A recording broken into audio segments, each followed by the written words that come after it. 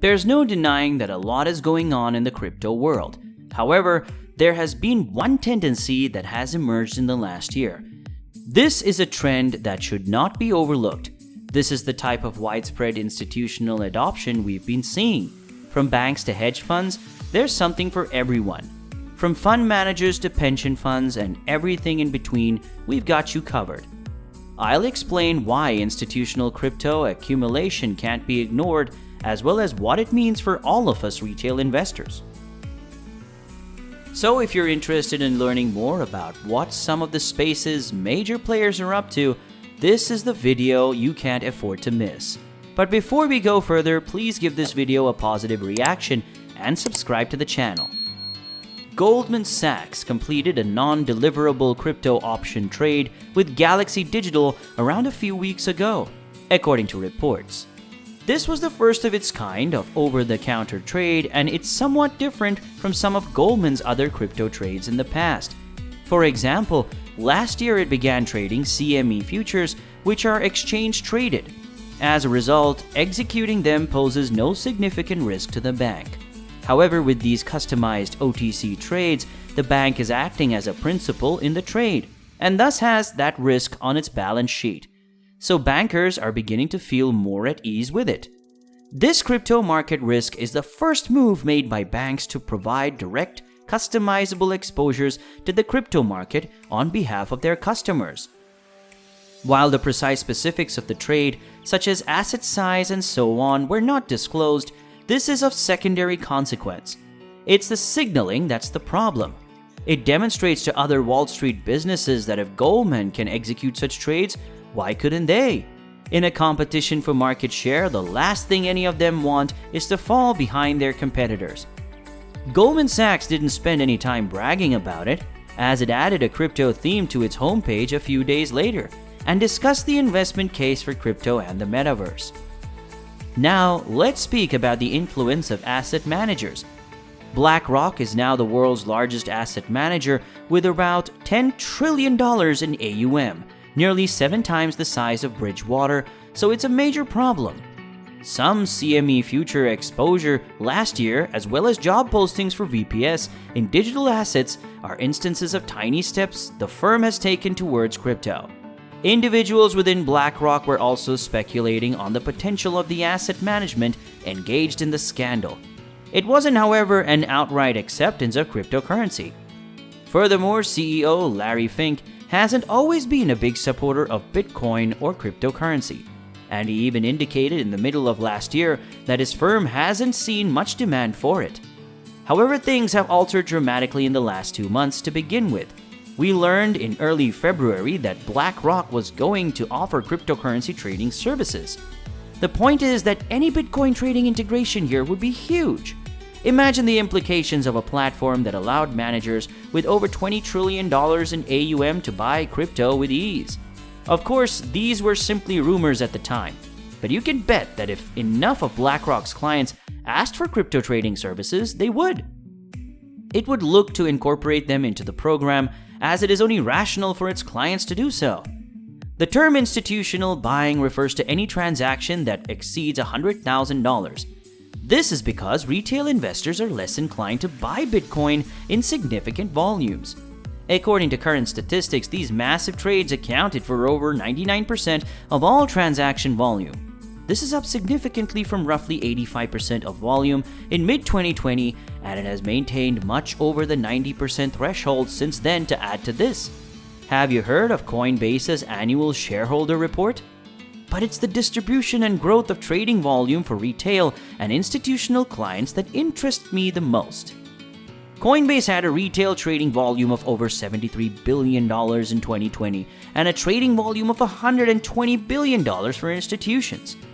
In 2021, however, these figures were $535 billion and $1.1 trillion respectively. That indicates that while retail trading volumes have increased by almost 7.3 times, institutional trading volumes have increased by nearly 9.5 times, thanks to some on-chain statistics in this study by the folks at the Glassnode. You can find more proof that this institutional drive is happening on the Coinbase exchange. They examined the market's impact on the low levels of short-term supply. They simply look at the Bitcoin amount on Coinbase and how it's changed over the last 4 years. As you can see, the balance was just under 650,000 BTC in March, which is over 37% lower than the high balance shown in April 2020. It's also worth mentioning that Coinbase holdings haven't been this low since December 2017. As Glassnode points out, the COTE is the largest exchange by BTC balance and a favorite venue for US-based institutions, indicating that larger organizations are increasingly adopting Bitcoin as a macro asset. However, if you wanted a more comprehensive depiction of address distribution, though this chart for the econometrics guy is quite instructive, it simply shows the change in the number of coins held in aggregate for all those addresses that own between 1 and 10K in Bitcoin, which are the whales. Prices and volatility in traditional markets continue to rise, and these whales continue to add Bitcoin to their portfolio at these levels.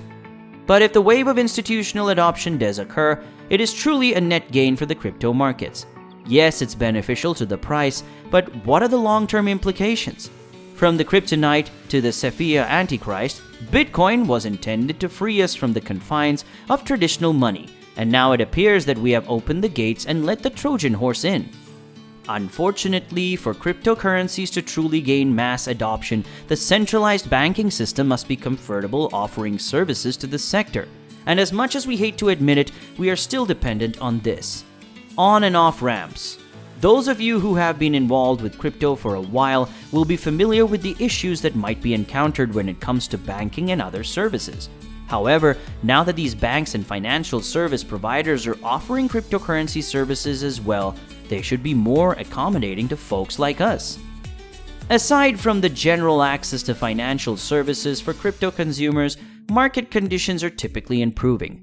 While crypto is still a highly volatile asset, there's no disputing that the volatility we're seeing now is a fraction of what it previously was, thanks to the liquidity provided by all the institutional volume and market.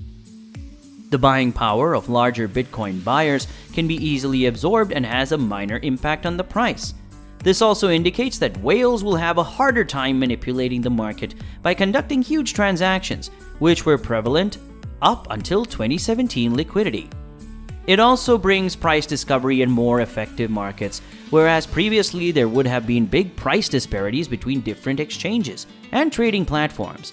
These are essentially non-existent thanks to algorithmic execution, which accounts for a significant portion of institutional trading.